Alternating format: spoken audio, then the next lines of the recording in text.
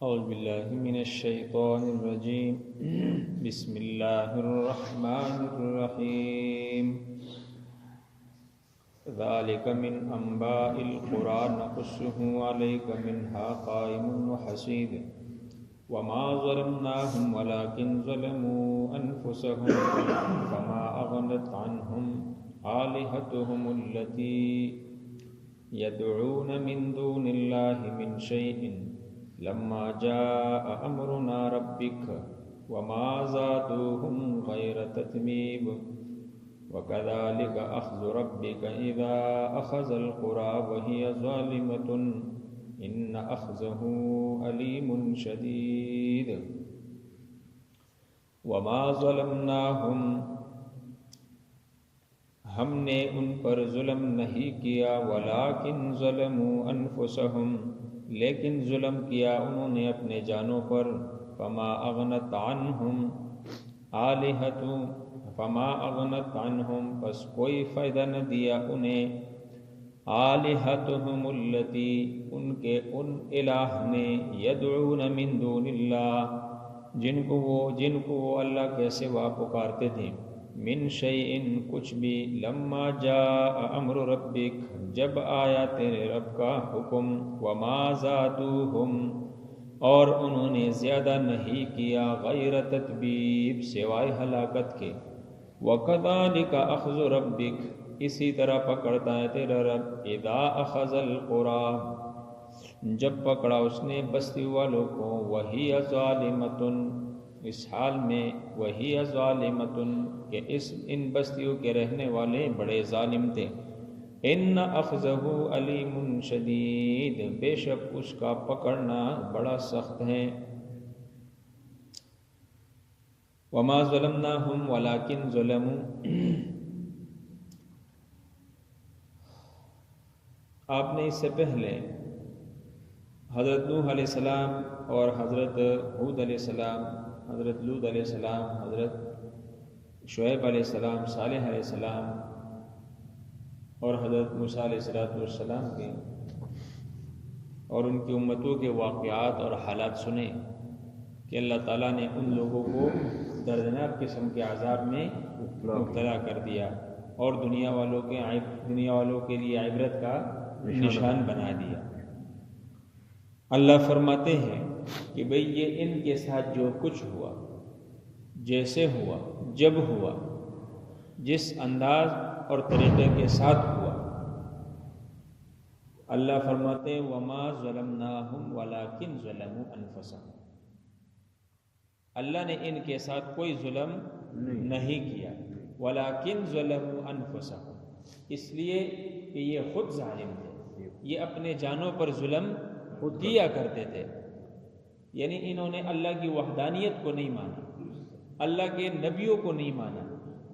اور اللہ کے احکامات نہیں مانے برابر اپنی اس گناہ اور نافرمانی میں لگے رہے بار بار تنبیہ کرنے کے باوجود بار بار ان کے منہ مانگا معجزات دکھلانے کے باوجود تو اللہ فرماتے ہیں یہ ان کی اپنی کیا تھی ظلم اور زیادتی تھی اپنے ساتھ تو پھر ہوا کیا انہوں نے بھی الہ بنا رکھے تھے انہوں نے بھی معبود انہوں نے بھی مشکل کشا حاجت روا بنائے تھے لیکن جب اللہ کا پکڑ آیا اور اللہ نے ان کو پکڑا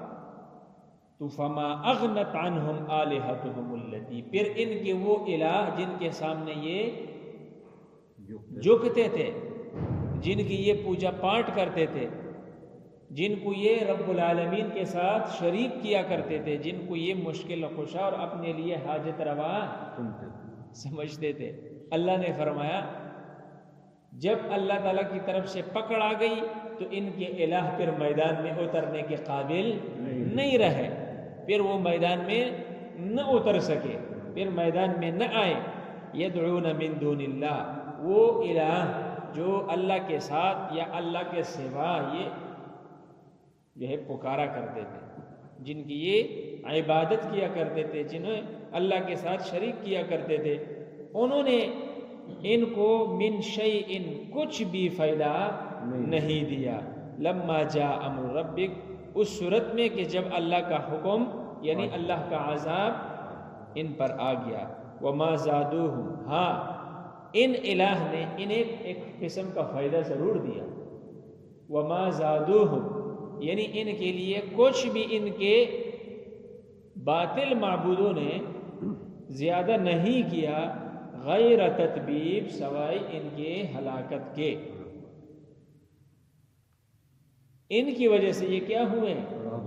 ہلاک اور برباد ہوئے. یہ ہوا ان کے الہ نے انہیں تباہ و برباد. جس طرح فرعون نے اپنی لاؤ لشکر لے کر موسیٰ علیہ السلام کے جب پیچھے چل پڑا تو فرعون نے اپنی لشکر کو سمندر میں غرق کر دیا اس لیے کہ اس کے پیچھے. اور پھر جب کل قیامت کے دن فرعون اٹھے گا تو وہ ادھر بھی سردار ہوگا اور ادھر بھی اپنی اسی رعایا اور لاؤ لشکر کو جہنم میں گرا دے گا. تو اللہ کے سوا جب بندہ کسی اور کو بھی الہ مانتا ہے یا مشکل کشا یا حاجت روا مانتا ہے یا اس دوسرے کو بھی کارآمد مانتا ہے تو پھر انسان اس کی وجہ سے کیا ہو جاتا ہے؟ وہ چیز انسان کے لیے ہلاکت کے سبب بن جاتی ہیں. تو کہا کہ بھئی ان کی الہ نے یہی کچھ ان کو فائدہ دیا کہ بھئی دنیا ان پر قیامت بن گئی. وَكَذَلِكَ أَخْذُ رَبِّكَ، اور اسی طرح تیرے رب پکڑتا ہے. اِذَا أَخَذَ الْقُرَىٰ، جب اس نے پکڑا بستیوں والوں کو. وَهِيَ ظَالِمَةٌ، اور ایسے نہیں پکڑا بلکہ ان کے رہنے والے کیا تھے؟ ظالم تھے. وہ ظلم کیا کرتے تھے. سب سے بڑا ظلم ان میں شرک تھا. پھر اس کے بعد یہ بنیادیں میں نے آپ کو بتایا، شرک کفر یہ ہر گناہ کی جڑ ہے. تو کفر اور شرک کے ساتھ وہ لوگوں کے حقوق مارتے تھے، لوگوں کے ساتھ ظلم زیادتی کرتے تھے، لوگوں کو ہدایت سے روکتے تھے، ڈاکے ڈالتے تھے، ظلم ستم کیا کرتے تھے، ہر قسم کی جو ہے جبر اور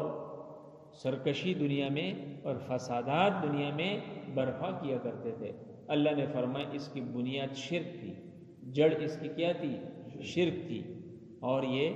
انہی بستیوں میں آباد تھے. تو حضور صلی اللہ علیہ وسلم سے صحابہ نے پوچھا کہ مطلب داڑھی میں، سر کے بالوں میں سفید بال آنے کے وقت کہ جب تقریباً 20 کے قریب بال آپ صلی اللہ علیہ وسلم کے داڑھی مبارک یہاں سامنے اور کچھ ان جگہوں میں اور کچھ بال ایک دو سر کے بالوں میں جب سفید چٹے نظر آئے تو صحابہ نے پوچھا حضور صلی اللہ علیہ وسلم سے کہ آپ کے بال تو کیا ہو گئے؟ سفید ہو گئے، آپ تو بوڑھے ہو گئے. تو آپ صلی اللہ علیہ وسلم نے فرمایا مجھے سورہ ہود نے بوڑھا کر دیا. یعنی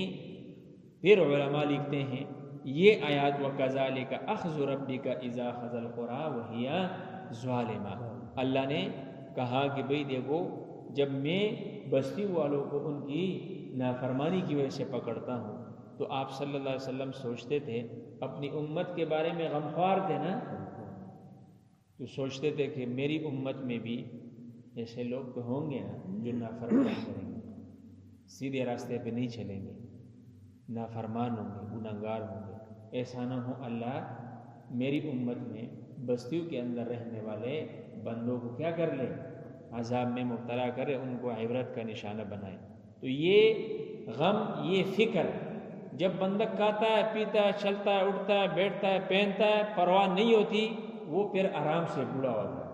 اور جب بندے کو فکر ہوتی ہے نا، سوچتا ہے، فکر کرتا ہے، غم کرتا ہے، تو پھر اس صورت میں انسان جلدی بوڑھا بھی ہو جاتا ہے اور پھر جلدی بال بھی انسان کے سفید ہو جاتے ہیں. تو حضور صلی اللہ علیہ وسلم غمخوار تھے اپنی امت پر. تو کہا ان اخذہ علیم شدید، رب کا پکڑ کیا ہے؟ بے شک اس کا پکڑنا بہت سخت ہے. اللہ تعالیٰ اپنی پکڑ سے اور اپنی عذاب سے ہم سب کی حفاظت فرمائے. اللہ عمل کی توفیق نصیب کرے.